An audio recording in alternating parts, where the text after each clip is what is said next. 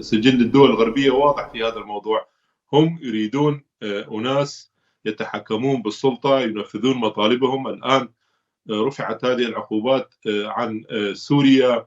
الهدف منها طبعا هو تشجيع هذا النظام إلى إبرام اتفاقية مصالحة مع إسرائيل، الحفاظ على أمن المنطقة الجنوبية، الرضوخ لمطالب معينة تفرضها أمريكا وحلفائها، يعني أن يتخلى النظام عن المحور الفلاني ليدخل في المحور الذي يريدونه هم. يعني يتحدثون عن الاتفاقيات الإبراهيمية مثلا، أن تتحول سوريا إلى الاتفاقيات الإبراهيمية وتترك المحور الإيراني السابق. فإذا يعني لا يوجد في شروط رفع العقوبات عن سوريا أي شيء يتعلق بحقوق الإنسان وحقوق الأقليات المكونات، أو يعني ضرورة تضمين النظام اللامركزي أو النظام الديمقراطي.